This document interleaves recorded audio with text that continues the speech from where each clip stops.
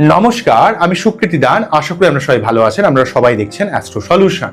আজকে আমি আলোচনা করবো যে সমস্ত কুম্ভ রাশি বা লগ্নের ক্ষেত্রে 21শে সেপ্টেম্বর এই মহালয়ার দিনই যেহেতু অমাবস্যা রয়েছে, তাই এই দিনটা আপনাদের কিভাবে পালন করা উচিত।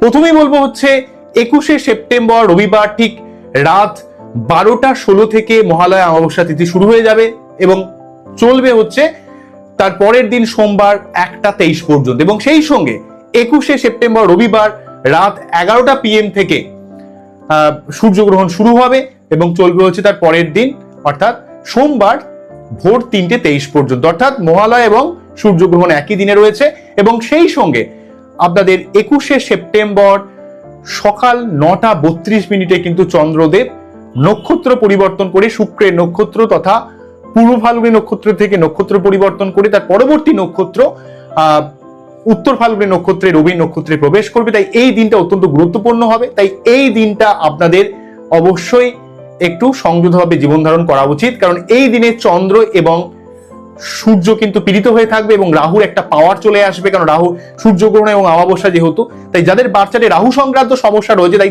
অবশ্যই এই দিনে রাহুর মন্ত্র পাঠ করুন। তাহলে আপনার বাচ্চাদের অনেক নেগেটিভ যে দোষ, আপনাদের গ্রহণ দোষ, কালসর্প যোগ, অঙ্গারক যোগ বা বিভিন্ন আরো যে নেগেটিভ দোষগুলো রয়েছে বা শাপিত দোষ, বা যাদের বাচ্চাদের লগ্নে রাহু রয়েছে, সপ্তমে রাহু রয়েছে, চতুর্থে রাহু, দশমে রাহু, দ্বিতীয় রাহু, অষ্টমে রাহু, সেই সংক্রান্ত নেগেটিভ ব্যাপারটাকে অনেকটা খণ্ডন করা যাবে। অন্যদিক থেকে এই দিনে সকাল সকাল ঘুম থেকে উঠে যোগব্যায়াম, মেডিটেশন, সূর্য প্রণাম করুন এবং বাড়িতে একটু পুজো পাঠ, মন্ত্র পাঠ করুন।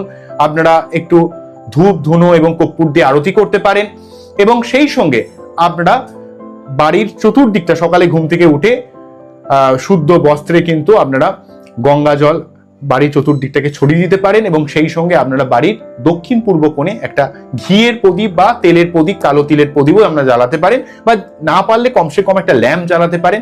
এবং এই দিনতে যেহেতু আপনার চন্দ্র এবং সূর্য পীড়িত হয়ে থাকবে, তাই এই দিনে আপনাদের মধ্যে একটা ডিপ্রেশন, হতাশা, অ্যাংজাইটি বা কখনো কখনো একটা ঝগড়া করার টেন্ডেন্সি বাড়াতে পারে। তাই আপনাদের এই দিনে কিন্তু একটু সংযতভাবে জীবন ধারণ করতে হবে।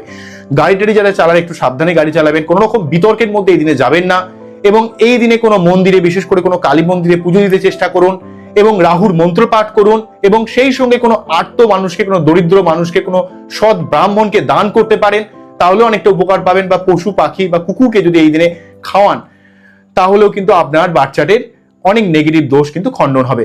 এবং এই দিনে আপনাকে একটু শান্তভাবে জীবন ধারণ করতে হবে, একটু স্পিরিচুয়াল ভাবে জীবন যাপন করতে হবে, যাতে আলটিমেটলি আপনার রাহুর যে নেগেটিভ প্রভাবটাকে জীবনে খণ্ডন করতে পারেন, সেই ব্যাপারটা আপনাদের করতে হবে।